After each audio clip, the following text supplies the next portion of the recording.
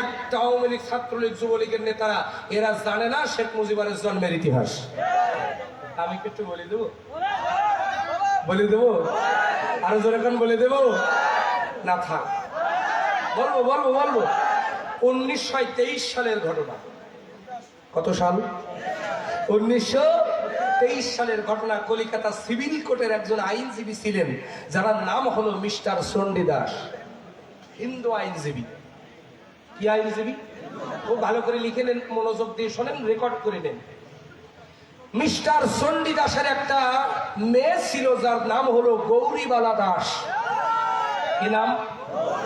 একটু জোরে জবাব দেন, কি নাম? গৌরীবালা দাস। মিস্টার চণ্ডীদাসের একজন সহকারী উকিল ছিল, যার নাম হলো অরণ্য কুমার চক্রবর্তী।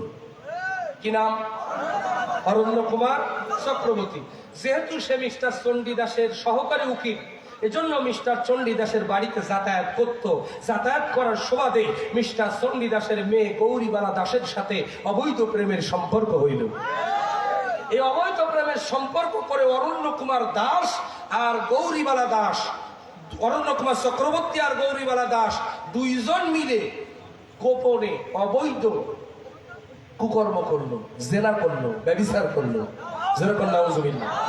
এই জেনা করার ফলে পেটের মধ্যে একটা সন্তান গেল। ভালো করে শুনবেন কিন্তু আমার দুই ভাইয়েরা, সন্তান যখন গেছে পেটের মধ্যে, তখন গৌরীবালা দাস অরণ্য কুমার চক্রবর্তীকে বিয়ের জন্য প্রস্তাব দিচ্ছে, জোর করতে চাপ দিচ্ছে। অরণ্য কুমার চক্রবর্তী বলছে ওহু। কি বলছে? ওহু। তুমি আমার সাথে বিয়ের আগে যদি এই কাজ করতে পারো, বিয়ের পরে করবা না অন্য পুরুষের সাথে, তার কোনো গ্যারান্টি আছে? সুতরাং তোমারে আমি বিয়ে করবো না। এমনি তোমার থেকে খেয়েছি, কিন্তু তোমাকে বিয়ে করবো না। এখন এই মেয়েটা পড়ে গেছে বেকায়দায়।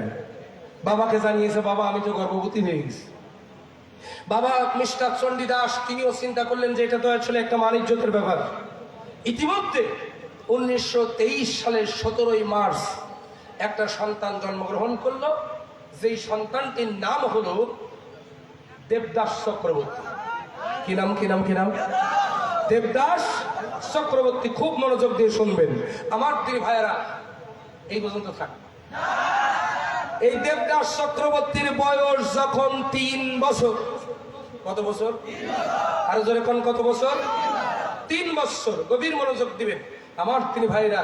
ঠিক তখন এই মিস্টার অরণ্য কুমার চক্রবর্তী যেহেতু বিয়ে করলো না, এই মিস্টার চণ্ডীদাসের একজন মুহুরী ছিল, নাম হলো শেখ লুৎফর রহমান। কি নাম? শেখ লুৎফর রহমানকে জোর করে চাপ দিয়ে, অনেক যৌতুক দিয়া আমার দিন ভাইয়ারা, সেই মিস্টার চণ্ডীদাস উকিল মহাশয় তিনি বললেন যে তুই আমার মেয়েটাকে বিয়ে কর। ও তো আপনার লোভে পড়ে বলছে, উকিল সাহেব আমি আপনার মেয়েকে বিয়ে করতে রাজি আছি, কিন্তু অন্তত একটু মুসলমান বানাই দেন। কি বানাই দেন? মুসলমান বানাই দেন। শুনে রাখেন, 1923 সালের 11ই নভেম্বর কলিকাতা সিভিল কোর্টে, খুব মনোযোগ, 1923 সালের 11ই নভেম্বর, সম্পর্ক শুরু হয়েছে 20 সাল থেকে। 1923 সালের 11ই নভেম্বর ওই ছেলেটি দেবদাস চক্রবর্তীর বয়স যখন 3 বছর, মিস্টার চণ্ডীদাস তখন কলিকাতা সিভিল কোর্টে 2 জন সাক্ষীর সম্মুখে, সাক্ষীর নাম শোনেন।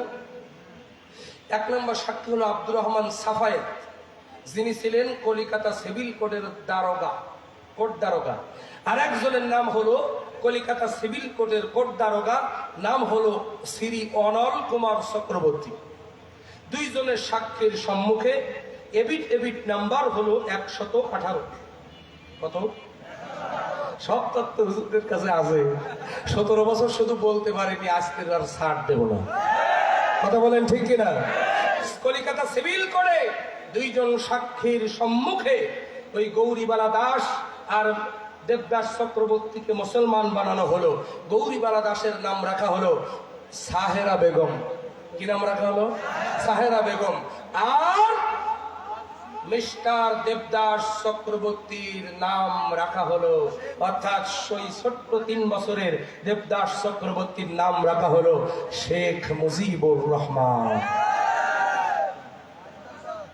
কথা কি বুঝতে পেরেছেন? আর যেরকম কথা বুঝতে পেরেছেন? এভিডেভিট কপি আমার কাছে আছে, আমার কাছে আছে। আমার দিন ভাইরা, আমার বাবাজিরা, তার মানে আওয়ামী লীগ, ছাত্রলীগ, যুবলীগেরা শোনো, বিগত দিনে তোমরা যারা যাদেরকে যে নেতাকে আদর্শ হিসাবে গ্রহণ করেছিলে তিনি হলেন বিয়ের আগের সন্তান। কতক্ষণ কতক্ষণ কতক্ষণ। সুতরাং বিয়ের আগের সন্তানকে যারা আদর্শ হিসাবে গ্রহণ করেছিলে, রেডি থাকো কিয়ামতের ময়দানে ওই সারোজের সঙ্গে জাহান্নামে যেতে। কথা বলেন ঠিক?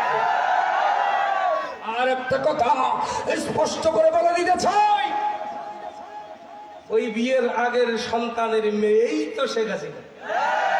ও আর কত ভালো হবে? কথা বলেন কথা বলেন কথা বলেন। আমার দিন ভাইয়েরা,